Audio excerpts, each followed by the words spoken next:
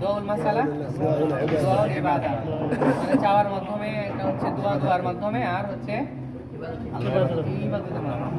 আল্লাহর সাথে সম্পর্ক গাঢ় হয় কয় মাধ্যমে? আল্লাহর সাথে বান্দা যদি সম্পর্ক গাঢ় করতে চায় কয় মাধ্যম আছে? কয়টা মাধ্যম? দুইটা। একটা হচ্ছে দোয়া, আর একটা হচ্ছে আল্লাহ যা ভালোবাসেন সে আমলগুলো করা। কি বোঝা গেছে? তাহলে এগুলো এটা দুয়ার প্রকার গেলাম। তারপরে হচ্ছে আচ্ছা, আল্লাহ তাআলা বলছেন যে তোমরা যদি পৃথিবী কর্তৃক পাপ নিয়ে উপস্থিত হও, এখানে তো ছোট বড় সব গুনাহ অন্তর্ভুক্ত, তাই কি না?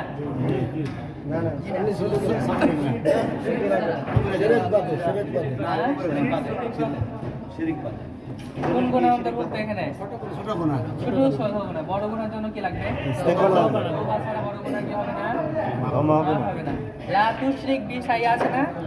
অর্থাৎ তোমরা বড় শিরিক, ছোট শিরিক, মানুষ দেখানো পাপ থেকে যদি বেঁচে থাকো তাহলে আমি কি করব? ক্ষমা করব। হ্যাঁ, তাহলে ইবাদত কি বলছিলাম যে এই যে ইবাদতের মাধ্যমে, দোয়ার মাধ্যমে কোন পাপটা ক্ষমা হয়? সগীরা গুনাহ। আর পাপ মোচন হয় কয় মাধ্যমে? পাপ মোচন হয় কয় মাধ্যমে? দুই মাধ্যমে। কি কি? পাপ মোচন হয় কয় মাধ্যমে? কি কি? পাপ মোচন হয় কয় মাধ্যমে? কি কি? হ্যাঁ, আর ইস্তিগফার দোয়া দুইটা, একটা হচ্ছে ইবাদত আর একটা হচ্ছে যেমন রমাজান টু রমাজান মধ্যখানে সব পাপ মিটে গেল, এক সালাত টু আরেক সালাত সব পাপ কি বোঝা গেছে? তাহলে পাপ মোচনের মাধ্যম কয়টা? কি কি? দোয়া, ইবাদত। দোয়া, ইবাদত। ইস্তিগফার কয় প্রকার বলেন না? ইস্তিগফার বলেন, মনে আছে তো? পেটে আছে, আম্মা আল খাসা। ইস্তিগফার আম্মা মানে সাধারণ যেটা বলি আমরা, আস্তাগফিরুল্লাহ আস্তাগফিরুল্লাহ, আর হচ্ছে ইস্তিগফার মুআয়্যান মানে হচ্ছে একমাত্র যে পাপটা করেছেন সেটার জন্য একমাত্র ডিরেক্ট ভাবে আল্লাহ তাআলার ক্ষমার আশা নিয়ে অন্তরটাকে উপস্থিত করেছে, করে আল্লাহ তাআলার কাছে ক্ষমা চাওয়ার নাম হচ্ছে কি? ইস্তিগফার মুআয়্যান, নির্দিষ্টভাবে। এটা হচ্ছে কি করা? ইস্তিগফার আর তওবার মধ্যে পার্থক্য কি? এগুলা কিন্তু সবগুলা কিন্তু এই হাদিসের আলোচনায় বলা আছে। তওবা গুনাহ হয়ে যাওয়ার পরে যার জন্য করে, আর ইস্তিগফার সব সময় যেটা করে। আর ইস্তিগফারে তো আস্তাগফিরুল্লাহ, আর আগে যে গুনাহ হয়ে গেছে এই জন্য তওবা, আর ইস্তিগফার সর্বদাই। মানে তওবার মধ্যে ইস্তিগফারও আছে, ইস্তিগফারের মধ্যে তওবা নেই। কি বোঝা গেছে? ইস্তিগফার হচ্ছে মুখের মাধ্যমে যেটা বলা, অন্তর থেকে হতে পারে, কল্প থেকে হতে পারে এবং মুখ থেকে হতে পারে। আর তওবা হচ্ছে পূর্বে যা পাপ হয়েছে এটার জন্য অনুনয় বিনয় করে ক্ষমা চাওয়া। ইস্তিগফারের জন্য কোনো শর্ত নাই, কিন্তু তওবার জন্য শর্ত আছে। কি শর্ত? তওবার জন্য শর্ত কয়টা? এটা তো বলা আছে ভাই। বারকে করবো না, এক যে পাপ আর করবো না, পাপের জন্য অনুতপ্ত হতে হবে, পাপ ছেড়ে দিতে হবে, এই ক্লাসের সাথে কি করতে হবে? তওবা করতে হবে। এক, পাপের জন্য অনুতপ্ত হতে হবে, পাপ ছেড়ে দিতে হবে, ভবিষ্যতে করবো না বলে মনস্থ করতে হবে। এবং আরেকটা কি? হ্যাঁ, মানুষের অধিকার। মানুষের অধিকার যদি সাথে সম্পৃক্ত থাকে তাহলে সেটা কি একটা ফেরত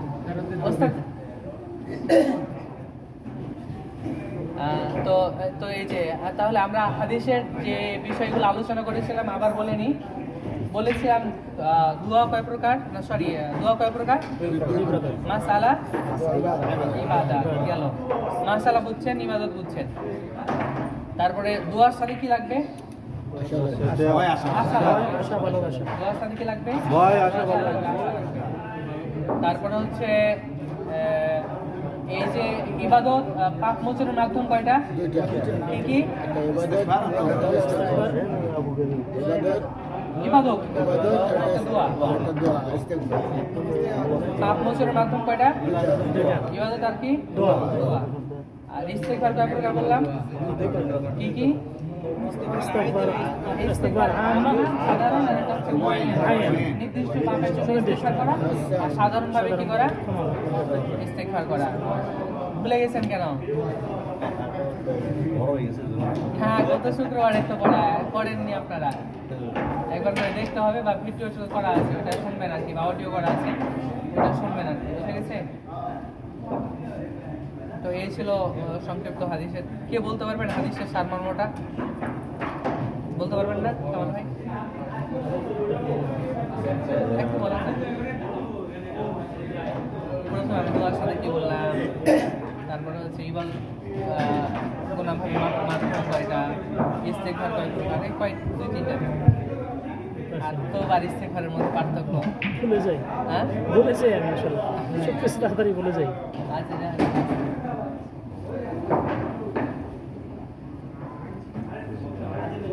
সামনের সপ্তাহে যারা ওপরে আছেন 40, 41, 42 তিনটা হাদিস ব্যাখ্যা সহকারে মুখস্থ করে আসবেন। কঠিন দেওয়া হলে খালি করতে হবে, এমনি নাই। অডিও আছে না, আমি দেওয়ার চেষ্টা করবো, তারপর আপনারা অডিও শুনে আসবেন। কি বুঝে গেছে? আমি দেওয়ার চেষ্টা করবো, তারপর আপনারা কি করবেন? অডিওতে শুনে 2-1 শুনবেন আর কি। যে আসবে সে শোনাবে, যে আসবে তাকে শোনাবে। لمن في الدنيا كأنك غريب أو عابر سبيل وكان ابن عمر رضي الله عنه قال إذا أصبحت إذا أمسيت فلا تنتظر الصباح، إذا أصبحت فلا تنتظر المساء، خذ من صحتك لمرض.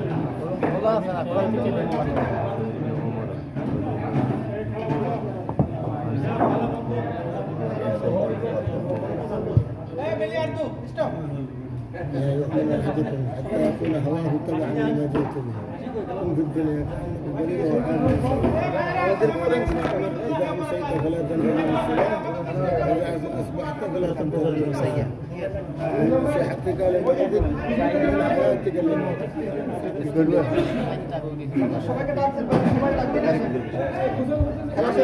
নাম লেখা হবে হাজার নাম লেখা হবে জাবের শেখ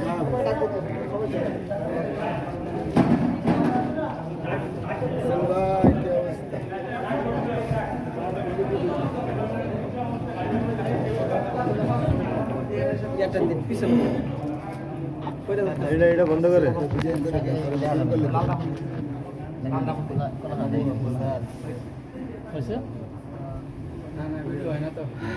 বন্ধ হয়েছে ভিডিও হচ্ছে তো এই যে হচ্ছে টাইম উঠতেছে এই যে টাইম উঠতেছে يصطفي من الملائكة رسلا ومن الناس إن الله سميع بصير يعلم ما بين أيديهم وما خلفهم وإلى الله ترجع الأمور يا أيها الذين آمنوا اركعوا واسجدوا واعبدوا ربكم وافعلوا الخير لعلكم تفلحون وجاهدوا في الله حق جهاده هو اجتباكم وما جعل عليكم في الدين من حرج ملة أبيكم إبراهيم هو سماكم المسلمين من قبل وفي هذا ليكون الرسول شهيدا عليكم من قبل وفي هذا ليكون الرسول شهيدا عليكم وما جعل عليكم في الدين من حرج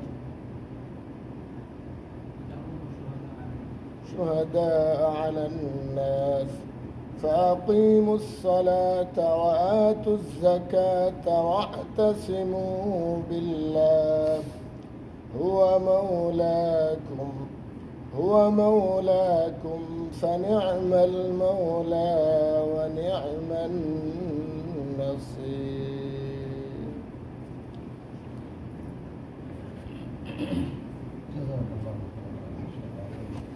الله حق تقاته ولا تموتن إلا وأنتم مسلمون. وقال تعالى: يا أيها الناس اتقوا ربكم الذي خلقكم من نفس واحدة وخلق منها زوجها وبث منهما رجالا كثيرا ونساء فاتقوا الله الذي تساءلون به والأرحام إن الله كان عليكم رقيبا. وقال تعالى: يا أيها الذين آمنوا اتقوا الله وقولوا قولا سديدا يصلح لكم أعمالكم ويغفر لكم ذنوبكم ومن يطع الله ورسوله فقد فاز فوزا عظيما. أما بعد، আলহামদুলিল্লাহ, পূর্ব জেদ্দা ইসলামিক দাওয়া অ্যান্ড গাইডেন্স সেন্টারের আজকের ব্যতিক্রমী এই ক্লাসে আপনাদের সবাইকে স্বাগতম, আহলান ওয়া সাহলান মারহাবা, এবং সবাইকে প্রাণ ঢালা অভিনন্দন এবং মোবারকবাদ। আল্লাহ আপনাদেরকে জাযায়ে খায়ের দান করুন। আপনারা আরাম বিশ্রাম ত্যাগ করে এখানে অংশগ্রহণ করেছেন, আলহামদুলিল্লাহ, এবং জাযাকুমুল্লাহু খায়রা। আজকে চাঁদের 2 তারিখ, তাই না? মুহররম মাসের 2 তারিখ না? তার মানে নতুন বছরের প্রথম জুমা, ঠিক না? হিজরি নতুন সালের প্রথম জুমা। আমরা ইতিমধ্যে 1446 হিজরি সমাপ্ত করলাম, এখন শুরু হলো 47। তার মানে আমাদের জীবন থেকে আরো একটা বছর বিদায় নিল, শেষ, নতুন বছরে পা রাখলাম। এখন পেছনের এই বছরটাতে আমরা কি অর্জন করতে পেরেছি এবং কি অর্জন করা উচিত ছিল। এই 1 বছরের মধ্যে পৃথিবীতে অনেক পরিবর্তন ঘটেছে, অনেক মানুষের আগমন কিংবা গমন প্রস্থান ঘটেছে। আর আমরা আমাদের জীবনে কি আনলাম, কি ত্যাগ করলাম, কি অর্জন করলাম, কি বর্জন করলাম, এবং আগামী যে সময়টা আল্লাহ আমাদেরকে কতদিন দিবেন আমরা জানি না। নতুন একটা বছর আমরা শুরু করতে যাচ্ছি। এই বছরটা নিয়ে আমাদের কি প্ল্যান, আমাদের কি পরিকল্পনা। দেখেন, আল্লাহ সুবহানাহু ওয়া তাআলা মানুষকে সৃষ্টি করেছেন, মানুষের মধ্যে বিবেক দিয়েছেন, কিন্তু অন্যান্য পশু প্রাণী আল্লাহ সৃষ্টি করেছেন, তাদের কারো কারো মধ্যে আমাদের চাইতে শক্তি বেশি, তাই না? পাখিরা আকাশে উড়ে, আমরা পারি না। তারপরে একটা হাতির কত শক্তি, হরিণ কত জোরে দৌড়াতে পারে, ইত্যাদি ইত্যাদি বৈশিষ্ট্য অন্যান্য প্রাণী দিয়েছে। কিন্তু মানুষকে যে বৈশিষ্ট্য দিয়েছে সেটা অন্য প্রাণীকে আল্লাহ দেন নাই। সেটা হলো কি? বিবেক, জ্ঞান, আকল, ঠিক না? আল্লাহ সুবহানাহু ওয়া তাআলা এটা দিয়ে মানুষকে সৃষ্টি করেছেন। আল্লাহ সুবহানাহু ওয়া তাআলা মানুষ সম্পর্কে অনেক কথা কোরআনে বলছেন, লাকাদ খালাকনাল ইনসানা ফি আহসানি তাকওয়িম সুম্মা রাদাদনাহু আসফালা সাফিলিন। আমি মানুষকে উত্তম আকৃতিতে সৃষ্টি করেছি, তারপরে তাকে সব থেকে নিচে নামিয়ে দিয়েছি, তাই না? তো সব থেকে উত্তম সৃষ্টি, উত্তম আকৃতিতে আল্লাহ আমাদের সৃষ্টি করেছেন, তারপরে নিচে নামিয়ে দিয়েছি। মানে কেন নিচে নামলাম? আল্লাহ আমাদেরকে সৃষ্টি করেছেন 2টা জিনিসের মাধ্যমে। একটা হলো বাহ্যিক স্ট্রাকচার, আর আরেকটা হলো নৈতিক একটা দিক, যেটাকে আমরা বলতে পারি রুচিশীলতা, তারপরে চিন্তা চেতনা, বুদ্ধি, তারপরে চাওয়া পাওয়া, আশা আকাঙ্ক্ষা, মন মানসিকতা, তারপরে উদারতা, সংকীর্ণতা। এগুলো তো দেখা যায় না, দেখা যায় কি? এগুলো হলো নৈতিক দিক।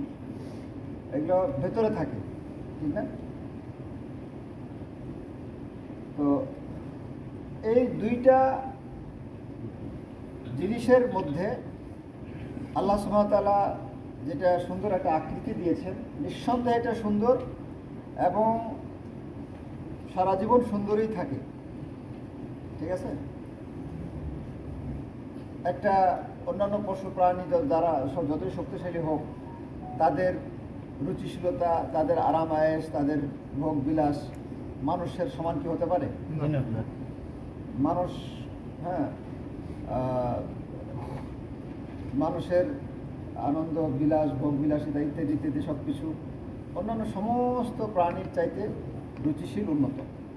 তো শারীরিক দিক থেকে মানুষ সুন্দর, কোনো সন্দেহ নাই। আমরা একটা খানা খাইলে আমরা মুখটা ওখানে নেই না, আগে চোখ দিয়ে দেখি, তারপরে হাত দিয়ে নেই, তারপরে ঘ্রাণ ট্রাণ আমরা নেই।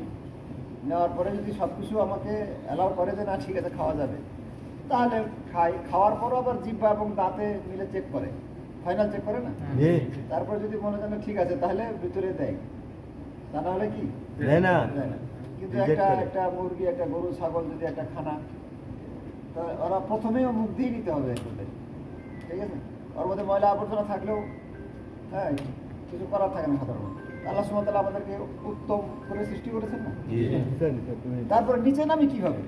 এই যে আসফালাস সাফিলিন, নিচে নামি কিভাবে? যখন আমরা আমাদের জ্ঞানের দিক থেকে নিচে নেমে যাই, বুদ্ধির দিক থেকে যখন নিচে নেমে যাই। মানুষটা তো এটাই থাকি।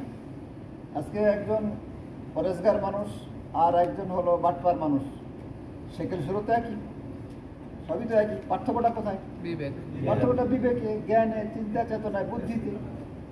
তাহলে মানুষের ভিতরে মানুষ, ঠিক না? বাহ্যিক শরীরটা যদি আপনি একটা মানুষ বলেন, এর মধ্যে আরেকটা মানুষ আছে, অন্তঃসত্ত্বা, ঠিক না? ওইটা হলো অরিজিনাল মানুষ, ওইটা হলো কি প্রকৃত মানুষ। তো ওইটা যেটা কি অন্তরাত্মা, যেটা যেখানে চিন্তা চেতনা, চাওয়া পাওয়া, যেখানে বিনয় কিংবা অহংকার কিংবা মানুষের আখলাক আদব সব ওখানে থেকে পরিচালিত হয়। ওইটা যদি ভালো হয় তাহলে মানুষ হয় কি উন্নত, আর ওটা যদি খারাপ হয় তাহলে ওকে বলে যে এটা বদের হাড্ডি, এটা এই সেই, ঠিক না? ঠিক কি না? আর তো আখলাক এবং নীতিনৈতিকতা, আকীদা যদি সুন্দর হয়, চেহারা কালো হলেও কিছু যায় আসে না, যায় আসে না। আর যদি আখলাক সুন্দর না হয়, নীতিনৈতিকতা সুন্দর না হয়, আকীদা যদি সুন্দর না হয়, তাহলে চেহারা আবু জাহেলের মতো চকচকা টকটকা হলে লাভ আছে? কোনো লাভ নাই। তো আল্লাহ সুবহানাহু ওয়া তাআলা আমাদেরকে যে নিয়ামত দিয়েছেন, ঠিক আছে, এখন আমাদেরকে ভাবতে হবে যে আমার লাইফ থেকে আরও একটা বছর চলে হারিয়ে ফেললাম, আমি ওই বছরটা আমি আর ফিরে পাবো না। আমার বয়স যদি 60 বছর আল্লাহ দিয়ে থাকে, তার মধ্যে একটা কমে আরেকটা কমে গেল আর কি, এবং এইভাবে আর কতদিন আছে আমি জানি না, ঠিক আছে? তো এখন পিছনের দিনগুলোতে আমাকে চিন্তা করতে হবে। আল্লাহ তাআলা বলছেন, ইয়া আইয়ুহাল্লাযীনা আমানু তাকুল্লাহ ওয়া তানজুর নাফসুন মা কদ্দামাত লিগাদ। হে ঈমানদারগণ, তোমরা আল্লাহকে ভয় করো আর সবাই ভাবো, সবাই চিন্তা করে দেখো যে আগামী কালকের জন্য কি রেডি করেছো, কি পাঠিয়েছো। এটা আল্লাহ সুবহানাহু ওয়া তাআলা কোরআনে বলছে। তার মানে এই যে একটা বছরের শেষ, নতুন বছরের শুরু, তো এখানে আমাদের আনন্দ হব না ব্যথিত হব? কি হব? ব্যথিত। এটা আমাদের আত্মসমালোচনা করার দরকার। নিজেদের নিয়ে আমাদের একটু সময় দেওয়ার দরকার, একটু ভাবার দরকার যে আল্লাহ যে আমাকে বিগত একটা বছর দিলেন, এই বছরটা আমি কি কাজে লাগালাম। এই বছরটার মধ্যে একটা বছর 365 দিন আল্লাহ আমাকে পার করাইলেন। এই 365 দিনে আমি কয়টা সূরা শিখলাম, আমি কয়টা দোয়া শিখতে পেরেছি, 365 দিন রাত আমার পার হয়েছে, আমি কোরআনের কতটুকু অগ্রসর হতে পেরেছি, কয়টা হাদিস আমি শিখতে পেরেছি,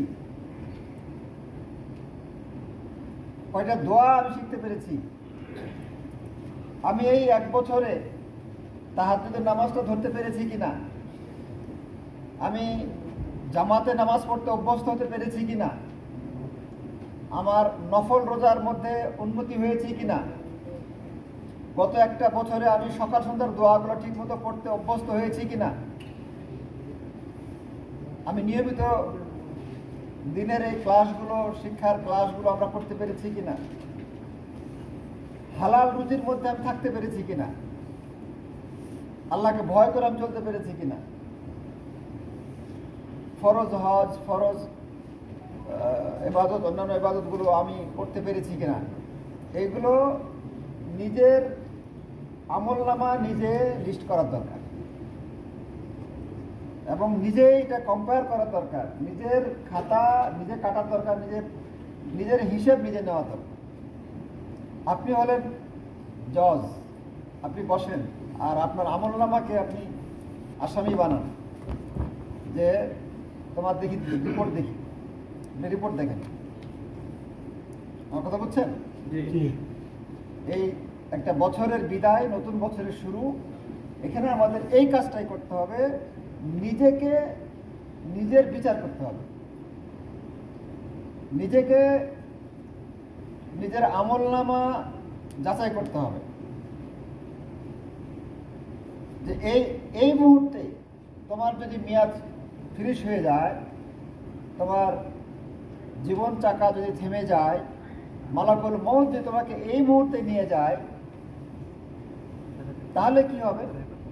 মানুষজন কেউ একটু কান্নাকাটি করবে, আত্মীয় স্বজন 2 দিন 4 দিন 5 দিন 1 সপ্তাহ, স্ত্রী হয়তো 4 মাস 10 দিন কান্নাকাটি করবে, তারপরে হয়তো বা স্ত্রী অন্য কোথাও বিয়ের চিন্তা ভাবনা করবে, বাচ্চারা ধীরে ধীরে ভুলে যাবে, আত্মীয় স্বজন ধীরে ধীরে কি ভুলে যাবে। আপনার অফিস, আমার অফিসও চলবে, আমার ইত্যাদি সবই চলবে, আমার জায়গা জমি তারা ভাগ করে নিবে, আমার ভাগ করে নিবে, আর আমি মরে যাওয়ার সাথে সাথে আমার কাপড় চোপড়গুলো তারা খুলে নিবে, সাদা কাপড় পরিয়ে আমাকে কিভাবে দ্রুত গোসল দিয়ে দাফন করা যায়, সবাই এই চিন্তাটাই করবে। তা আমি যদি এক্ষুনি মারা যাই, আজকে যদি আমি মারা যাই, আল্লাহ আমাকে 1টা বছর দিয়েছিলেন, আমার বছরটা শেষ হয়ে গেল, এখন যদি আল্লাহ আমাকে দুনিয়া থেকে নিয়ে যায়, তাহলে আমার কবর, আমার জান্নাত হবে কি না, আমার আমল দেখে আমার কি মনে হয়, আমার কবর কি আমার জন্য জান্নাতের টুকরা হবে কিনা, আমার মৃত্যুর সময় মালাকুল মউত এসে আমাকে কি বলে ডাকবে, হে পবিত্র আত্মা বলে ডাকবে না হে পাপিষ্ঠ আত্মা বলে ডাকবে। এই বিগত 1টা বছরে আমার রাতগুলো কিভাবে কেটেছে, আমার অবসর সময়গুলো কিভাবে কেটেছে, আমার কামাই রোজগারগুলো কিভাবে কেটেছে, আমি যদি এক্ষুনি মৃত্যুবরণ করি, আমার আমলনামা থেমে যাবে, আমার নেক আমল হয়তো বা থেমে যাবে। এখন সেই আমলের উপরে ভিত্তি করে আমার পরবর্তী ফয়সালা হবে।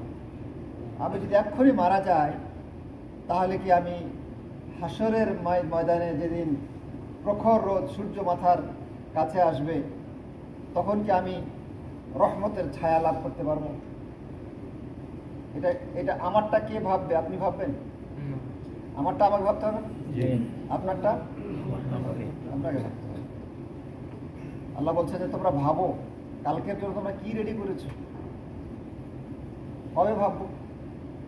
অন্তত 1টা বছর আমরা পাড়ি দিয়ে দিলাম, নতুন একটা বছর আমরা শুরু করলাম। একটা মানুষ যদি 365 দিন বাদ দিলাম, 300 দিনই ধরেন, 300 দিন যদি দিনে 1টা করে আয়াত মুখস্থ করে, তাহলে কয়টা আয়াত মুখস্থ হবে? 300টা আয়াত মুখস্থ হবে। যদি 1টা করে দোয়া মুখস্থ করে, তাহলে 300টা দোয়া মুখস্থ হবে। সব বাদ দিয়ে 300 দিনের মধ্যে আপনি 100টা আয়াত ধরেন কিংবা 100টা দোয়া ধরেন। 100টা দোয়াই তো নাই, আপনি মুখস্থ করবেন কোথেকে? এতগুলো তো কই পাবেন আপনি? নামাজের মধ্যে কয়টা দোয়া, নামাজের আগে পরে কয়টা দোয়া, ওগুলোই তো সকাল সন্ধ্যা ঘুরে ফিরে আয়াতুল কুরসি, সূরা নাস, ফালাক, ইখলাস ওগুলি তো মোটামুটি ঘুরে ফিরে আস্তাগফিরুল্লাহ, তাই না? এতগুলো তো দোয়াই নেই। তো যদি আমরা 24 ঘন্টার মধ্যে আধা ঘন্টা যদি আমরা নিজেরা উদ্যোগ নিয়ে যদি আমরা আয়াত মুখস্থ করার জন্য, হাদিস মুখস্থ করার জন্য, দোয়া মুখস্থ করার জন্য আমরা ব্যয় করি, তাহলে একটা বছরে আমরা কত কি অর্জন করতে পারতাম, ঠিক কিনা? ঠিক। যদি আমরা এই ধরেন যে আমরা রাত্রে, শুধু রাত, দিনের কথা বাদ দিলাম, শুধু রাত্রে আমরা এক রাতে কত মিনিট, কত ঘন্টা মোবাইলের পিছনে কাটাই, ইউটিউব ফেসবুক, টিকটক ইত্যাদির মধ্যে, মেসেঞ্জার, ইমো এগুলোর মধ্যে একটা রাত্রে অথবা দিনটা মিলে 24 ঘন্টার মধ্যে একদিনে আমরা কত ঘন্টা সময় কাটাই? তাহলে 2 দিনে কত ঘন্টা কাটাইছি, এক সপ্তাহে কত ঘন্টা কাটিয়েছি, এই সারাটা বছরে আমরা মোবাইলের পিছনে কত ঘন্টা খরচ করেছি? কথা বলছেন? এগুলো সব আমাদের আমলনামায় লেখা আছে কিনা? না নাই? আছে। সমাজ ভাই বন্ধুগণ, আমাদের আত্মসমালোচনা করার সময়, এটা আত্মসমালোচনা করার সময় আল্লাহ সুবহানাহু ওয়া তাআলা বলছেন, তোমরা ভাবো, তোমরা একটু ভাবো, চিন্তা করো। অথচ আমরা এই নিজেদের এটা নিয়ে ভাবি না। আমাদের এটা তো প্রত্যেক দিনই ভাবার দরকার, প্রত্যেক দিন শোয়ার আগে দিয়ে ভাবার দরকার যে আচ্ছা আজকে আবার সারাটা দিন কেমন গেল, আমার যেরকম হওয়া উচিত ছিল আল্লাহর বান্দা হিসেবে, আল্লাহর একদম গোলাম হিসেবে, আমি কি সেইভাবে জীবনযাপনটা করতে পারছি? এটা আমাদের ভাবা উচিত ছিল। এবং বিশেষ করে একটা বছর আমরা শেষ করলাম, তখন আমাদের এটা বিশেষভাবে ভাবা উচিত।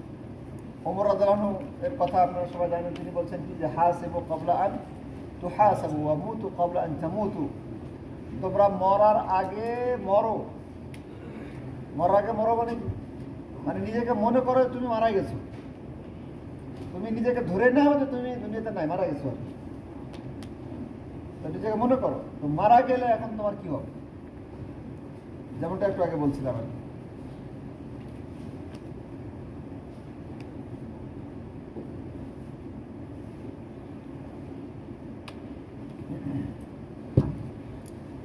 তারপরে ওমর রাদিয়াল্লাহু আনহু কি বলছেন যে হাসিবু ক্বাবলা আন তুহাসাবু, তোমাদের কাছে তো হিসাব নেওয়া হবে, তাই না? জি। হিসাব চাওয়ার আগে তোমরা নিজেরা নিজেদের হিসাব আগে রেডি করো।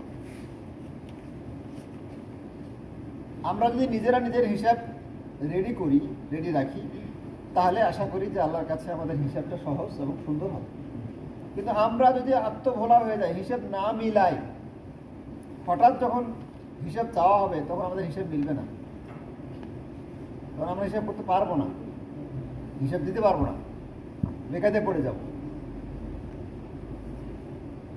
সমস্ত ভাই বন্ধুগণ, বছর শুরু হলো, যদি মনে হয় যে পেছনের জীবনটাতে আলহামদুলিল্লাহ আমি পেছনের বছরটাতে আমি ভালো করেছি, যদি মনে হয় যে আমি তেলাওয়াত করেছি, আমি দোয়া শিখেছি, আমি ইবাদত বন্দেগীগুলো করেছি, যদি মনে হয় আলহামদুলিল্লাহ, আল্লাহ শুকরিয়া আদায় করে সেগুলোকে ধরে রেখে কীভাবে আরও সুন্দর করা যায় আগামীতে এই চেষ্টা করতে হবে। আর যদি মনে হয় যে আশা করা যায় না, মানে ভয় লাগে,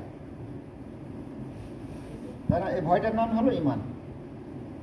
এটা যারা ঈমানদার, যাদের আখিরাত সম্পর্কে ঈমান আছে, যাদের পরকাল সম্পর্কে ঈমান আছে, তাদের অন্তরে এই ভয়টা থাকে যে না, আমি যা করেছি যদি ঠিক মতো না হয়, যদি কম হয়ে যায়, যদি ভুলভাল থেকে যায়, আল্লাহ যদি ক্ষমা না করেন, যদি আমি তওবা কবুল না হয় আমার, বা আমার ওই ইবাদতটা এগুলো যদি কবুল না হয়, হতে পারে না এরকম? নাকি আমরা বললেই হয়ে যাবে? তাহলে এগুলো আমাদের কি হবে? এগুলো আমাদেরকে ভাবতে হবে, চিন্তা করতে হবে, এবং এইগুলো যদি কবুল না হয় তাহলে আমাদের অবস্থা কী হবে? এটা আমাদের সবাইকে ভাবা উচিত, চিন্তা করা উচিত। পেছনের বছরটা যদি আমরা আমাদের আমলগুলো মানে গ্যাপ থেকে যায়, যদি ভুল থেকে যায়, যদি কবুল না হয়ে থাকে, জান্নাতে যাওয়ার উপযুক্ত আমল যদি গত বছর আমি করতে না পারি, গত বছরের আমার মোবাইল, আমার টাকা পয়সা, আমার মেসেঞ্জার, ইমো সব মিলে যদি মনে হয় যে না আমার ফয়সালাটা মনে হয় জাহান্নামের দিকেই যেতে পারে, তাহলে কি করতে হবে আমাদের? তাহলে কি করতে হবে? আল্লাহর কাছে তাওবা ইস্তেগফার করতে হবে এবং আগামী বছরটা নতুন করে আমাদের পরিকল্পনা করতে হবে যে আল্লাহ সুবহানাহু ওয়া তাআলা গত বছরটা তো আমাকে দিয়েছিলেন, হ্যাঁ, একটা বছর তো আল্লাহ আমাকে সুন্দরভাবে দিয়েছিলেন, কিন্তু আমি তো ঠিক মতো কাজে লাগাতে পারিনি।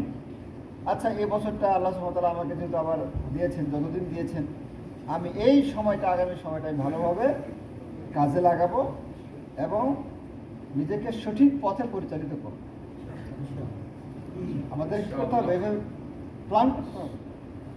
আগামী বছর, গত বছরে আমি 365 দিনে বা সারা বছরে আমি এতগুলো আয়াত মুখস্থ করতে পারিনি।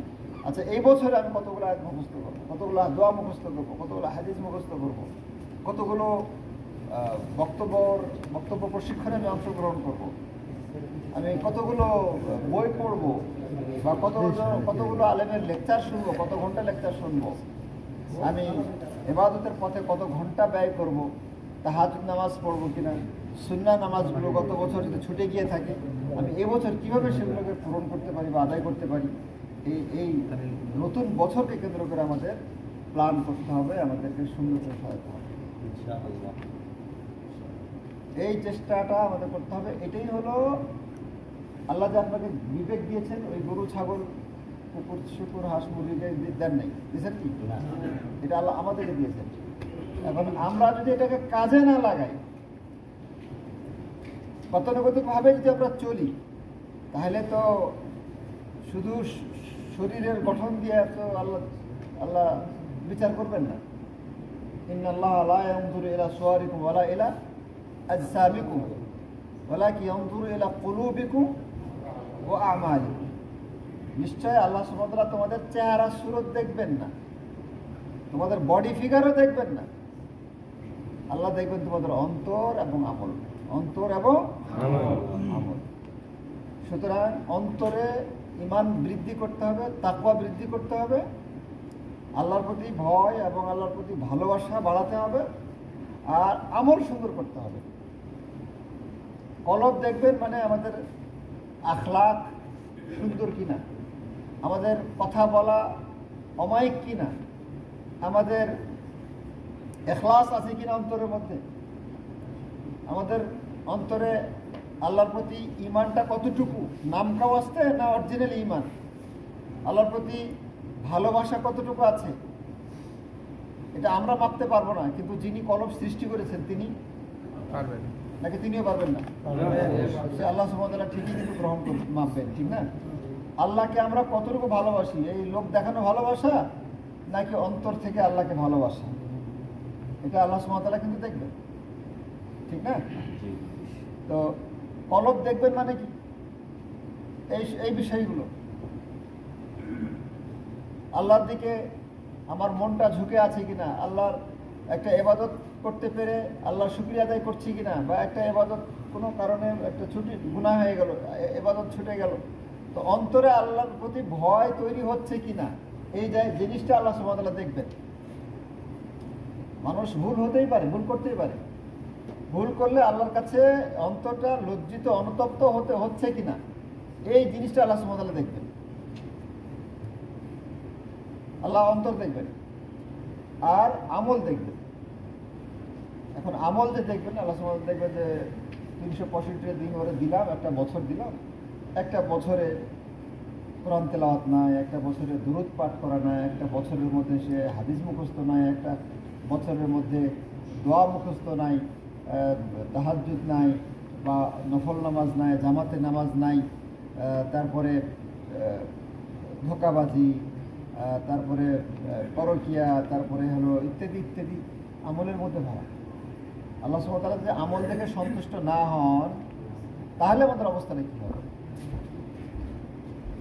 আল্লাহ সুবহানাহু ওয়া তাআলা আমাদের অন্তর দেখবেন, কলব দেখবেন এবং আমাদের আমল দেখবেন।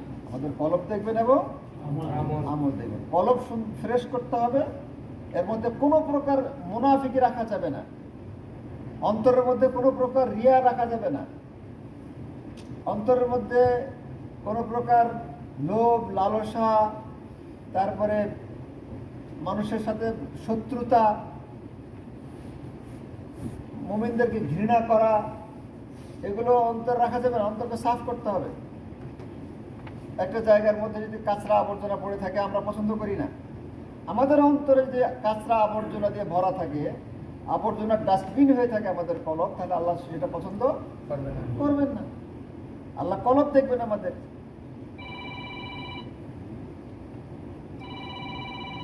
দিয়ে হিজরতটা কি? মক্কা থেকে মদিনায় আলবা খেতে গেছিলেন, কি জন্য? আল্লাহর নির্দেশে আল্লাহর জমিনে আল্লাহর দ্বীনকে প্রতিষ্ঠিত করার জন্য, বাতিলের বিরুদ্ধে লড়াই করার জন্য, সংগ্রাম করার জন্য, ঠিক না? নিজের এলাকা, নিজের দেশ, নিজের আত্মীয় স্বজন সব কিছুর মায়ার বন্ধন কেটে দিয়ে এক প্রবাসে ভিন দেশে সেখানে পাড়ি জমিয়েছিলেন। সেখানে নাই কোনো চাকরির গ্যারান্টি, নাই কোনো আয় উপার্জন, কোথায় যাবো, কোথায় থাকবো, কোথায় কি, বাস তাওয়াক্কাল আল্লাহ, আল্লাহর ভরসা করে চলে গেছেন। এবং সেখানে গিয়ে অন্যান্য মুহাজির সাহাবীদেরকে নিয়ে সেখানে কি কষ্টের জীবন যাপন করেছে, ঠিক না? নাকি ওখানে খুব আরামে এসেছিলেন মদিনাতে? আসাবে সুফা তো জানেন, আসাবে সুফা মানে কি? যাদের কোনো ঘর বাড়িঘর কিছু ছিল না, যাদের বাড়িঘর ছিল না, বারান্দায় তারা থাকতেন, মসজিদের বারান্দায় থাকতেন। হাদিয়া তোফা কিছু আসলে খাইতেন, না আসলে না খেয়ে থেকে যেতেন। আজকে যদি আমাদের সেন্টারে দুপুরে খাবার না দেওয়া হয়, সমস্যা নেই ইনশাআল্লাহ। ইনশাআল্লাহ সমস্যা নেই, দরকার না খেয়ে থাকবো সব ইনশাআল্লাহ।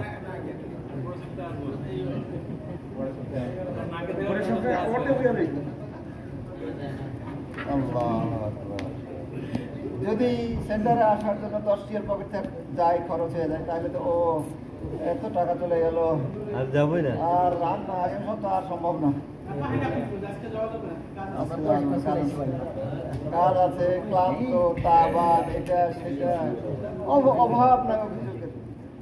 অথচ সাহাবায়ে কেরাম মানে যদি অভিযোগ করতেন, কত অভিযোগ করতে পারতেন, কিন্তু কোনো অভিযোগ করেনি। আল্লাহর জন্য সব ফেলে দিয়ে তারা সেখানে গিয়ে না খেয়ে থাকছেন, দিন শিখছেন। তারপরে শুধু যে আরামে থাকছেন তাও না, মানে থাকতে পারছেন তাও না, যে না খেয়ে পড়ে থাকি। তারপরে আবার যুদ্ধের চাপ, মেরে ফেলবে শত্রুরা। আজকে যদি আমাদের এখানে বলা হয় যে এখানে যারা যারা বোম বাস্টিং হবে, মেরে ফেলা হবে। আল্লাহ মাফ করুন, আল্লাহ সাহায্য করুন আমাদের। তো তারা সব কিছু বর্জন করেছেন, হিজরত সব কিছু বর্জন করে, সব কিছু ত্যাগ করে মক্কায় এসেছিলেন, মদিনায় গিয়েছিলেন আল্লাহর সন্তুষ্টির জন্য, আল্লাহ তাআলার সন্তুষ্টির জন্য। তো এই যে ত্যাগের যে ইতিহাস, এটা এই হিজরতের মাধ্যমে স্মরণ হয়। অবশ্য হিজরি নতুন নববর্ষ পালন করা হবে না, নববর্ষ উদযাপন দেখেছেন আপনারা, কিন্তু খ্রিস্টানরা করতে পারে তাদেরটা, কিন্তু ইসলামে এটা নাই। ইসলামে আমরা প্রত্যেক দিন হিজরত পালন করব, মানে হারাম জিনিস ত্যাগ করবো প্রত্যেক দিন, সব সময় ত্যাগ করবো, তাই না? সব সময় যেন মানুষ হিজরতের কথাটা পালন করে, অর্থাৎ গুনাহ ত্যাগ করে। এই জন্য আল্লাহ তাআলা ইতিহাসে আর কি এই হিজরতের এটা রাখা হয়েছে। তো এই হিজরির সালের নতুন যে দিন, নতুন যে ক্লাস, এখানে আমরা এই শিক্ষাটাই নেব যে আমরা হারাম ত্যাগ করব, যত প্রকার হারাম আছে আমরা সব বর্জন করব,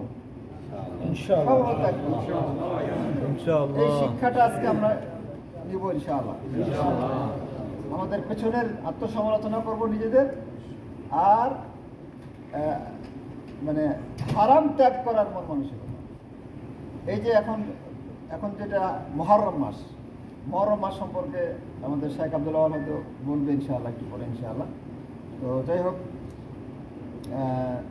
মহরম মাস সম্পর্কে আল্লাহ সুবহানাহু ওয়া তাআলা কি বলছেন যে আল্লাহর কাছে মাসের সংখ্যা 12টা, তার মধ্যে 4টা হলো হারাম মাস। মানে হারাম মাস মানে কি? অতি সম্মানিত মাস। এখানে হারাম নিষিদ্ধ কাজগুলো করা অধিক পরিমাণে, বেশি পরিমাণে হারাম, চরমভাবে হারাম। ঠিক আছে, সেই 4টা মাসের মধ্যে একটা হলো মুহররম। আপনারা জানেন যে জিলকাদ, জিলহজ এবং মুহররম 3টা, আরেকটা কি? রজব। তো এই যে মুহররম মাস, এগুলো হারাম মাস। আল্লাহ বলছেন যে ফালা তাযলিমু ফীহিন্না আনফুসাকুম। মানুষ বলে যে, আল্লাহ বলছেন যে তোমরা এই দিনগুলোতে নিজেদের নফসের উপর জুলুম করো না। মানে কি? নিজের নফসের উপর জুলুম করো না মানে কি? হারাম কাজগুলো থেকে পাপ করো না, পাপ করো না। এমন কাজ করো না যে কাজটার কারণে কবরে তোমাকে পিটানো হবে, তোমাকে আযাব দেওয়া হবে, শাস্তি দেওয়া হবে। এমন কাজ করো না। এমন কাজ করো না যে হাসরের ময়দানে রৌদ্রের মধ্যে তোমাকে ফেলে দেওয়া হবে। এমন কাজ করো না যে তোমাকে জাহান্নামে নিক্ষেপ করা হবে। যদি এগুলো করো তাহলে এগুলোর জন্য তোমরা নিজেরাই দায়ী থাকবে। এই কাজগুলো করো না, নিজেদের নফসের উপর জুলুম করো না। অনেকে জিজ্ঞেস করে যে শেখ, মুহররম মাসে বিশেষ আমল কি? বিশেষ আমল তো হলো আশুরার রোজা। আশুরার রোজা না? আশুরার রোজার থেকে বড় আমল কোনটা? হারাম থেকে বিরত থাকা। এই মাসে আশুরার রোজার চাইতে বড় আমল কোনটা? কারণ এটা আল্লাহ কোরআনে বলেছেন। হারাম মাসের কথা উল্লেখ করে আল্লাহ কোরআনে বলেছেন যে ফালা তাযলিমু ফীহিন্না আনফুসাকুম। আর আশুরা রোজার যে ফজিলত, সেটাও আমি ছোট করছি না। আল্লাহ সুবহানাহু ওয়া তাআলা, রাসূল সাল্লাল্লাহু আলাইহি ওয়াসাল্লাম এটা হাদিসে বলেছেন। আমার কথা বলছেন, সেটা কি কোরআনে উল্লেখ করে? এটা হাদিসে আছে। আমরা ওটাও আমল করব, কিন্তু তার থেকে বেশি গুরুত্ব দিব, আরো বেশি গুরুত্ব দিব। সেটা হলো যে আমরা কোনো প্রকার অন্যায় মুখের মাধ্যমে, চোখের মাধ্যমে, হাতের মাধ্যমে, কানের মাধ্যমে আমরা এই অন্যায়গুলো, আমার কথা বোঝা গেছে? তাহলে মুহররম মাসে সব থেকে বড় আমল হলো হারাম থেকে বিরত থাকা, হারাম থেকে বিরত থাকা। তো যাই হোক, আলহামদুলিল্লাহ নতুন বছর আমরা শুরু করছি। নতুন বছরে নতুনভাবে আমরা ক্লাসের ঘোষণা শুরু করছি। আলহামদুলিল্লাহ আল্লাহর প্রশংসা আদায় করছি যে আল্লাহ আমাদের শুরু করার তৌফিক দিলেন। আর আপনাদের অবগতির জন্য জানানো যাচ্ছে যে আমরা গতবার যে সিলেবাসটা পড়েছি, সিলেবাসটা মোটামুটি ভালোই ছিল, আলহামদুলিল্লাহ, সমস্যা নেই। এবার আরও উন্নত সিলেবাস দেওয়া হয়েছে এবং এটা একাডেমিয়া জাদ এর একটা মানে সাজানো বিন্যস্ত একটা সিলেবাস।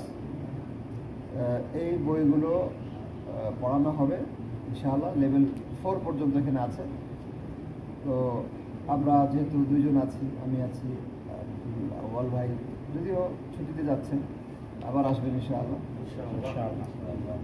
তো আমরা এই নতুন সিলেবাসটা অনেক উন্নত এবং এই আমাদের সেন্টারে এই সিলেবাসটা সবার জন্য, ঠিক আছে? এটা ইন্ডিয়ানরাও পড়বে, হায়দ্রাবাদিরা পড়বে ইন্ডিয়ানরা, তারপরে নেপাল, তারপরে ফিলিপাইন, কেরালা, সোমাল, অন্যান্য আফ্রিকা, সবাই আর কি, হ্যাঁ, চাইনিজ, তারা সবাই এই সিলেবাসটা পড়বে। সুতরাং এটাও একটা প্রতিযোগিতা, অন্যরাও পড়বে এই বইগুলো, আমরাও পড়ব।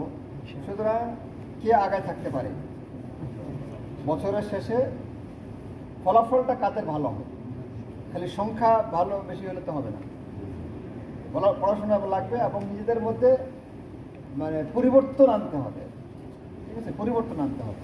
এই যে বললাম যে পেছনের বছর আত্মসমালোচনা করতে হবে এবং এবছর আমাকে গতবারের চাইতে উত্তম ধাপের দিকে, উত্তম স্তরের দিকে, উত্তম মাকামের দিকে যেতে হবে, ঠিক আছে? হ্যাঁ, আর তো এই যে সিলেবাসটা দেওয়া হচ্ছে, পড়ানো হবে, এই সিলেবাসটা ইনশাআল্লাহ। তবে এটা যেহেতু আরবি, আপনারা আরবি পড়তে পারবেন না, আমি প্রত্যেকটা ক্লাসে বাংলা করে দেবো বা আমরা বাংলা করে দেবো। আমাদের পড়াও শেষ হয়ে যাবে, বইটাও আমাদের বাংলা হয়ে যাবে, তারপর ছাপানো হবে। আপনারা হবেন এই বইটা ছাপানোর জন্য, আপনাদের সবার একটা ভূমিকা থাকবে, আপনারা সবাই এটার একটা অংশীদার থাকবেন ইনশাআল্লাহ। পরবর্তী ভাইরা যারা আসবে তারা আপনাদের এই খেদমত, আপনাদের এই সহযোগিতায় গড়ে ওঠা এই সিলেবাসটা শুধু পরবর্তী ভাইয়েরা যে পড়বে তা না, এটা আমরা বাংলাদেশের বিভিন্ন প্রতিষ্ঠানে ছাড়ব এবং ওয়েস্ট বেঙ্গলে বা আরও পৃথিবীর যেখানে যেখানে বাংলা ভাষার লোকেরা আছে, এই বইগুলোকে নিয়ে বিভিন্ন জায়গায় কোর্স হবে। হ্যাঁ, তারা এগুলো অনলাইনে পড়বে, অফলাইনে পড়বে এবং আলহামদুলিল্লাহ সারা ওয়ার্ল্ডে এটার কাজ চলবে ইনশাআল্লাহ। তো এটার জন্য আমরা সবাই সংযুক্ত থাকব, নিয়তের মাধ্যমে থাকব এবং সহযোগিতার মধ্যে থাকব। এটা আমরা ভালো করে যে পড়াগুলো দেওয়া হবে সেগুলো পড়ার চেষ্টা করব, ঠিক আছে? আর দোয়া করবেন সবাই যাতে করে এই বইটা সুন্দর করে অনুবাদ করে আমরা ছাপাই ফেলতে পারি ইনশাআল্লাহ। জাযাকুমুল্লাহ খায়রা। এখন সময় কত? সবাই বিগত বছরে যা অর্জন করেছি সেটা রিভাইজ করব এবং যারা আপনাদের পিছনে অক্লান্ত পরিশ্রম দিয়েছেন, বিশেষ করে যারা কোরআন পড়তেছেন, যারা কোরআনের ওস্তাদ আছেন, জসিম ভাই আছেন, ওদিকে শাহাদাত ভাই আছেন, আরও অনেকে যারা আছেন, আনোয়ার ভাই আছেন, ওদিকে সাদিক ভাই আছেন, অনেকে আছেন, তাদের জন্য যারা কোরআন শিক্ষা অর্জন করেছেন, কোরআন ধরেছেন, তাদের জন্য দোয়া করবেন। এবং আপনাদের যিনি শায়েখ আব্দুল্লাহ বাকি হাফিজাহুল্লাহ, তিনি তার অনেক পরিশ্রম, আলহামদুলিল্লাহ, মানে এরকম শ্রম 9টা থেকে পর্যন্ত এই যে 2টা পর্যন্ত, এটা মানে অকল্পনীয় আর কি। অন্যান্য জায়গাতে এইভাবে এত শ্রম দিয়ে পড়ানো হয় না, আলহামদুলিল্লাহ। শাইখের জন্য দোয়া করবেন, আল্লাহ তাআলা তাকে যেন উত্তম যাচাই খায়ের দান করেন, আমিন। এবং দোয়া করবেন আমাদের বিগত শাইখ যিনি চলে গেছেন, শাইখ আব্দুল্লাহ কাফি রাহিমাহুল্লাহ, প্রায় কতদিন হলো, প্রায় 22 মাস হয়ে গেল, তাই না? সামনে আগস্টের 14 তারিখে 2 বছর পূর্ণ হবে। আপনারা শাইখকে ভুলে যাবেন না, আমরা ভুলে যাই, কিন্তু শাইখকে দোয়াতে অবশ্যই সবাই অংশগ্রহণ করবেন। আল্লাহ যেন তার ভুল ত্রুটি ক্ষমা করে দেন এবং জান্নাতের সর্বোচ্চ স্থানে তাকে যেন স্থান দান করেন, আমিন।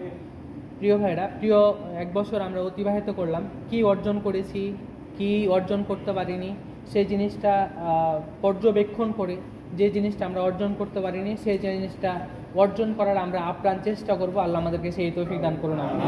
বিগত বছরগুলোতে আমাদের যদি কোনো ঘাটতি থাকে আল্লাহর কাছে ক্ষমা চাই এবং আপনাদের কাছে ক্ষমা চাই। এবং যারা কোরআন ধরতে পারেননি, এর সামনে একটা বছরে যে কোনো মূল্যে নিজের যতটুকু চেষ্টা জোহদ যতটুকু দেওয়া যায় ততটুকু দিয়ে হলেও কোরআন শিক্ষা অর্জন করব। এই বছরের আমাদের নতুন প্রতিজ্ঞা হোক, আল্লাহ কবুল করবে। পারবো না যারা আমরা কোরআন শিক্ষা করতেছি নতুনভাবে, এবং সবাই আমরা চেষ্টা করব, এটা একটা বিষয়। আরেকটা হচ্ছে যে আমরা এখানে যারা আছি হয়তোবা যে 1 সপ্তাহ আসি, আরেক সপ্তাহ আসি না, এটাতে পড়ার বরকতটা থাকে না। মানে আপনি ধরেন কোরআন পড়তেছেন, আজকে আসলেন, কালকে আসলেন না, বা পরের সপ্তাহে আসলেন না, ওই বরকতটা থাকে না। যদি রেগুলারিটি কম পড়েন, আসেন এবং কম পড়লেও ওখানে বরকত আছে, কিন্তু 1 সপ্তাহে আসলেন, আরেক সপ্তাহ আসলেন না, এটা করবেন না কখনো।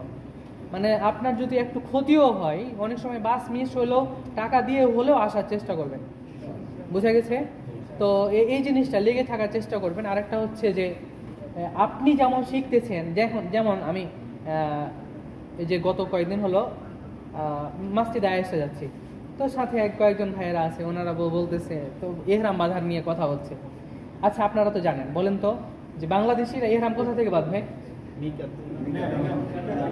না, বাড়ি থেকে, মিকাত থেকে। এটা আপনাদের শিক্ষা দেওয়া হয়েছে, কোরআন হাদিসে দলিল দিয়ে জেনেছেন, তাই কিনা? কিন্তু ওনারা কি বলতেছে জানেন? ওনারা বলতেছে না, বাড়ি থেকে এহরাম বাঁধাই হচ্ছে উত্তম, বাড়ি থেকে এহরাম বাঁধাই হচ্ছে কি উত্তম। তো আমি বললাম, এটা কোথা থেকে পেয়েছেন? করে না, আমাদেরকে শায়েখরা শিক্ষা দিয়েছে। আমি বলছি, রাসূল সাল্লাল্লাহু আলাইহি ওয়াসাল্লাম হাদিসকে আপনি প্রাধান্য দিবেন না? আচ্ছা বলেন তো ওস্তাদ, কিন্তু গত শুক্রবারের কি রমজানের আগের শুক্রবার, হজের আগের শুক্রবারে একটা কথা বলেছিল, মসজিদে নববীতে ইহরাম বাঁধা উত্তম না মিকায়াতি যুলহুলাইফাতে ইহরাম বাঁধা উত্তম? আচ্ছা, রাসূল সাল্লাল্লাহু আলাইহি ওয়াসাল্লাম কোথা থেকে ইহরাম বাঁধতেন? তো উনি বলছেন না, মসজিদে নববী থেকে ইহরাম বাঁধা উত্তম। এই জিনিসটা ভালো এবং মন্দের যে পার্থক্যটা, এটা কোথা থেকে শিখেছেন? হাদিস থেকে, কিন্তু সেন্টারের মাধ্যমে, শায়েখদের মাধ্যমে, আর এটা শিখেছেন আপনারা। তো এই যে একটা পার্থক্য, ভালো মন্দের কি করতে পারছেন? জ্ঞান অর্জন করার আগে কি করতে হবে, আমল করার পূর্বে আগে কি করতে হবে? তো এই জিনিসটা কোথা থেকে পাচ্ছেন? এই যে সেন্টার থেকে আপনি পাচ্ছেন। আপনি জিনিসটা আপনার কাছে কেউ বলছেন না এটা না, এভাবে না, এটা আপনি প্রতিহত করতে পারবেন, কিন্তু ওই ভাই তো পারবে না, ওই ভাইয়ের কাছে জ্ঞান নাই। তো এই জিনিসটা আপনি যেমন জানছেন, ঠিক আপনারও এমনটা আগ্রহ থাকতে হবে না আমি জানছি আমার ভাইকে জানাবো, তাকে যে কোনো মূল্যে ওর পিছনে যদি আমার মাসে 50 রিয়ালও খরচ করা লাগে, খরচ করে হলেও আমি তাকে নিয়ে যাব। কি পারবেন না সবাই? প্রিয় ভাই, দাওয়াতি কাজের খুব গুরুত্ব, দাওয়াতি কাজের বড় অভাব, বিশেষ করে আমাদের আহলে হাদিসদের, বাংলাদেশিদের মধ্যে খুব বড় অভাব, বিশেষ করে জেদ্দাতে। এত আমাদের যে যে ছাত্র হওয়া দরকার, ধরেন সেন্টারে, আলহামদুলিল্লাহ সেন্টার সুযোগ করে দিয়েছে, আমরা কি এতগুলো আসতে পারছি বা নিয়ে আসতে পারতেছি? পারি না, কারণ আমাদের দাওয়াতি কাজের অভাব। তো এটা আমার আপনাদের কাছে বিশেষ অনুরোধ থাকবে যে আপনারা আসবেন এবং সাথে অবশ্যই 2 জন 3 জন করে বাড়িয়ে নিয়ে আসার চেষ্টা করবেন। আল্লাহ আমাদেরকে সেই তৌফিক দান করুন। রাসূল সাল্লাল্লাহু আলাইহি ওয়াসাল্লামের একটা হাদিস, আন-নাসু মাআদিনু কামাআদিনিয যাহাবি ওয়াল ফিদ্দা, মানুষ হচ্ছে স্বর্ণে এবং রূপার মতো যেমন খনিজ সম্পদ, ঠিক মানব সম্পদও একটা কি খনিজ সম্পদ। কিভাবে? রাসূল সাল্লাল্লাহু আলাইহি ওয়াসাল্লাম বলছেন, খিয়ারুকুম ফিল জাহিলিয়া, তাদের মধ্যে হচ্ছে তারাই উত্তম, জাহিলি যুগে তারাই উত্তম। খিয়ারুহুম ফিল ইসলাম, ইসলামেও তারা উত্তম, ইযা ফাকিহু, যখন তারা জ্ঞান অর্জন করে। তাহলে জ্ঞান এমন একটা জিনিস মানুষকে সর্বোত্তমের রূপে কি করে, সর্বোত্তম রূপে রূপান্তরিত করে ফেলে। কি জ্ঞান? মানে জ্ঞান এমন একটা জিনিস মানুষকে কি করে সর্বশ্রেষ্ঠ বানিয়ে ফেলে। দেখেন, একজন পিয়ন আর একজন কাউন্সিলর অথবা কনসাল্ট, একজন উপসচিব, তাদের মর্যাদা কি একরকম? কি একরকম না। কি কার কারণে? জ্ঞানের কারণে একজনের সম্মান উপরে উঠে গেছে, আর একজনের জ্ঞান নাই, তার জন্য তার স্থানটা কোথায়? নিচে। তো রাসূল সাল্লাল্লাহু আলাইহি ওয়াসাল্লাম এই কথা বলছেন যে মানুষ হচ্ছে খনিজ সম্পদের মতো, স্বর্ণরূপার মতো, যে এবং মানুষের মধ্যে তারাই উত্তম, জাহিলি যুগে তারা উত্তম ছিল যখন তারা জ্ঞান অর্জন করেছে, আবার ইসলামেও তারা উত্তম যখন তারা কি করেছে? জ্ঞান অর্জন করেছে। আর আল্লাহ তাআলা যাকে তাকে জ্ঞান দেন নাই, আপনাদেরকে যাচাই বাছাই করে নিয়ে এসেছেন। আপনারা জানেন ওই হাদিসটা যে খায়রুকুম মান ইউরিদুল্লাহু বিহি ফিদ-দীন, আল্লাহ তাআলা যাকে চান তাকে দ্বীনের জ্ঞান দেন। তো আল্লাহ তাআলা অবশ্যই আমাদেরকে ভালোবাসেন, পছন্দ করেন, এই জন্যই আমাদেরকে এখানে উপস্থিত হওয়ার তৌফিক দান করেছেন। তারপরে হাদিসটা স্মরণ করে দিই, মান সালাকা তরিকান, যে ব্যক্তি ইলম অর্জনের জন্য, একমাত্র জ্ঞান অর্জনের জন্য কি করবে? আল্লাহর পথে আসবে, তার জন্য আল্লাহ তাআলা কি করবেন? জান্নাতের রাস্তা সহজ করে দিবেন। কি কারণে? যে জ্ঞান অর্জন করার মাধ্যমে ভালো মন্দ জানতে পারছে, কোনটা সুন্নাত আর কোনটা বিদআত জানতে পারতেছে, কোনটা শিরক আর কোনটা বিদআত জানতে পারতেছে। এর মাধ্যমে, জ্ঞান অর্জনের মধ্যে ভালো এবং মন্দ পার্থক্য করার পরে সে ভালো জিনিসটা অর্জন করতেছে, ভালোভাবে আমল করতেছে, এই জন্য তার স্থান কোথায় চলে যাচ্ছে? জান্নাতে চলে যাচ্ছে। আরেকটা মানুষ জ্ঞান অর্জন করে না, হুজুর যেটা বলতেছে সেটা অনুসরণ করতেছে, কোনো দলিল প্রমাণ ছাড়াই যেটা বলতেছে সেটা অন্ধভাবে অনুসরণ করে আমল করতেছে, যাচাই বাছাই করে না। সেই ব্যক্তি আমল করার ক্ষেত্রে অনেক সময় শিরক হয়ে যায়, অনেক ক্ষেত্রে বিদআত হয়ে যায়, তাহলে সে কি জান্নাতে যেতে পারবে? পারবে না, কারণ তার আমলটা কি হয় না রাসূল সাল্লাল্লাহু আলাইহি ওয়াসাল্লামের আদর্শ অনুযায়ী, অথবা সেখানে শিরক মিশ্রিত হয়ে যায়। অতএব আসুন আমরা জ্ঞান অর্জন করি, অন্যকে জ্ঞান অর্জনে উৎসাহিত করি, এবং নতুন বৎসরে আমাদের প্রতিজ্ঞা হোক বিগত বৎসরে যা ঘাটতি ছিল সেগুলো আমরা পূরণ করার চেষ্টা করব। আল্লাহ আমাদেরকে সেই তৌফিক দান করুন, আমিন। এবং আমরা ক্ষমা চেয়ে নিচ্ছি বিগত বৎসরে যদি আমাদের পক্ষ থেকে কোনো ভুল ত্রুটি থাকে, কোনো ঘাটতি থাকে, আল্লাহ তাআলার কাছে ক্ষমা চাচ্ছি এবং আপনাদের কাছে ক্ষমা চাচ্ছি। আল্লাহ যেন আমাদের এই কমতিগুলো পূর্ণ করে দেন, আমিন। এবং ভবিষ্যতে যেন আমরা আপনাদেরকে যথাযথ হক আদায় করে, যথাযথ আপনাদের অধিকার আদায় করে, পরিপূর্ণ ইলম জ্ঞান যতটুকু আল্লাহ দিয়েছেন আমাদেরকে ততটুকু যেন আপনাদেরকে দিতে পারি, সেই দুআয় কামনা করি। ওমা তাওফিক ইল্লা বিল্লাহ। আসসালামু আলাইকুম ওয়া রাহমাতুল্লাহি ওয়া বারাকাতুহু। ওয়া আলাইকুম আসসালাম ওয়া রাহমাতুল্লাহি ওয়া বারাকাতুহু। আমাদের একটা মান সম্মান কাজ থাকবে এখানে, ঠিক না? তো এই জন্য বছরের শুরুতেই আপনাদের সকলের নাম, মোবাইল নাম্বার, একামা নাম্বার আমাদের কাছে থাকা দরকার। নতুন পুরানা যারাই আছেন, এই নতুন বছরে আমরা সবার নাম ঠিকানা সংগ্রহ করব, ঠিক আছে? আমরা এটা আমার কাছে না, এটা অফিসে জমা হবে, বরং এটা মানে মন্ত্রণালয়ে জমা হবে যে বাংলা বিভাগের এই লোকেরা কি করে, এখানে ক্লাস করে, পড়াশোনা করে। পরবর্তীতে যারা এখানে ক্লাস করবে নিয়মিত, তাদের জন্য আল্লাহ তৌফিক দিলে কিছু সুযোগ সুবিধা থাকবে, যেমন যে খাতা কলম বিতরণ হবে, তারপরে মদিনা নিয়ে যাওয়া হবে, মক্কা নিয়ে যাওয়া হবে, সাগর পাড়ে নিয়ে যাওয়া হবে, তারপরে ইস্তেরায় হবে, তায়েফে শিক্ষা সফর হয়, এরকম যতগুলা আসবে তো এগুলো তাদের। বিশেষ করে এই বছর যেটা হয়েছে আলহামদুলিল্লাহ আমরা 13 জন বাংলাভাষী মানুষ ফ্রিতে হজ করার সুযোগ পেয়েছি আল্লাহর রহমতে। 13 জন বাংলা, আর অন্যান্য তো আছেই, সব মিলে 50-এর ওপরে এবার আমাদের অফিস থেকে প্রায় 60-70 জন মতো তো সম্পূর্ণ ফ্রিতে হজ করার সুযোগ পেয়েছে এবং এক একজন হাজির পিছনে 12 থেকে 13 হাজার রিয়াল খরচ হয়েছে এক একজন হাজির পিছনে। তো এটা বিগত বছরগুলোতে আমরা পাইনি, ঠিক না? অনেক বছর থেকে চেষ্টা করেছি, হয়তো কোনো বছর 2 জন, কোনো বছর 1 জন, কোনো বছর 5 জন, তা কোনো বছর হয় নাই, অনেক বছর হয় নাই, কিন্তু আল্লাহ সুবহানাহু ওয়া তাআলা এই বছর আমাদেরকে এই নিয়ামতটা দিয়েছেন, ঠিক আছে? 2 জন ভাই আছে যে 27 বছর থেকে সৌদি আরবে থাকে, জেদ্দায় থাকে, ফরজ হজই করে নাই, কিন্তু আল্লাহ তাদেরকে এবছর করার তৌফিক দিয়েছেন। বিরাট ব্যাপার না? আলহামদুলিল্লাহ। তো এছাড়া আরো অনেকেই, কয়েকজনই 5-6 জনই ফরজ হজ করেছেন আলহামদুলিল্লাহ। তো এটা একটা বড় নিয়ামত আল্লাহর কাছে আমরা দোয়া করব এবং আল্লাহর কাছে আশা করছি যে আগামীতেও আমরা পাবো ইনশাআল্লাহ। তো তাহলে যদি হজের সুযোগ আসে তা আমরা কাকে দিব? যারা সারা বছর ক্লাস করছে এদেরকে দিব না নতুনদেরকে দিব যারা হঠাৎ হজের আগে আসছে? এটা তাদের হক না? আচ্ছা, তো এই জন্য আপনাদের সকলের নাম আমরা চাই এখন থেকেই নামগুলো নিব এবং নিয়মিত প্রত্যেক সপ্তাহে মাসে 4টা করে ক্লাস উপস্থিত থাকা, এটা আপনাদের দায়িত্ব এবং কর্তব্য। শুধু হজের জন্য না, নিজের জ্ঞান অর্জনের জন্য তো দরকার। আর আল্লাহ তৌফিক দিলে, আল্লাহ যদি আপনার কবুল করে তাহলে তো ইনশাআল্লাহ হয়ে যাবে, হজও হয়ে যাবে ইনশাআল্লাহ। আর আল্লাহ যদি কবুল না করে তাহলে তো সম্ভব না, তাই না? আচ্ছা, আমরা যে এখানে নাম লেখাবো, নাম লেখার মানে এই না যে আপনার হজের নাম লেখালাম।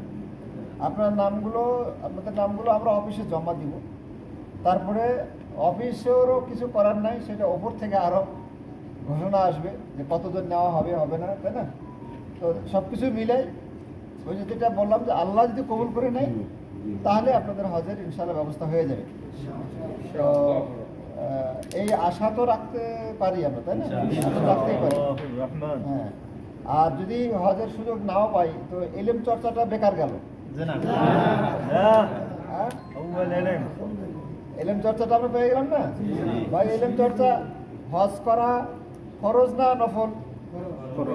ফরজ শর্ত সাপেক্ষে, শর্ত হজ করা ফরজ শর্তে। শর্ত কি?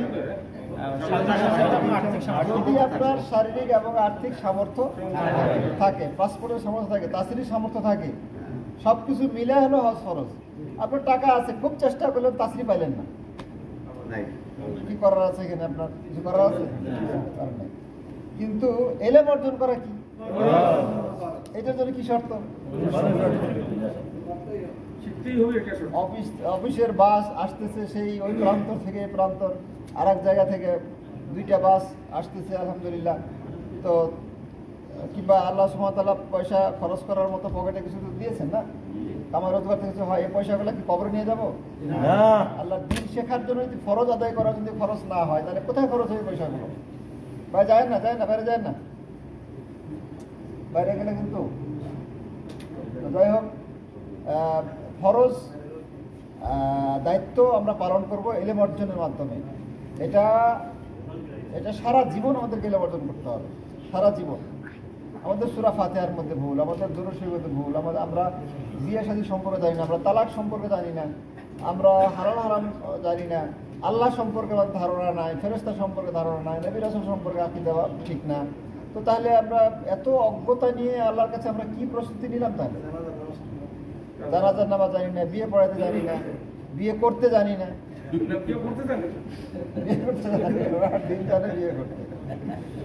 বিয়ে করতে জানলে 1টা 2টা বিয়ে করে বসে থাকলে হবে? 2টা 3টা করলে না বিয়ে কথা জানলে না। আবার আরেকজনের বউরে ভাগাই নিয়ে যায় না, ওইটা আবার চলবে না। যেগুলো ফ্রি আছে ওইগুলো করে দিন। খায়ের জাযাকুমুল্লাহ খায়রান। এখন আপনাদেরকে লিঙ্ক দিচ্ছি গ্রুপে, আপনারা ফটাফট অংশগ্রহণ করে ফেলে, লিখে ফেলে। আজকে আব্দুল হাদি ভাইয়ের দেখি না কেন? গেছে কেমন মসজিদে? আচ্ছা আচ্ছা।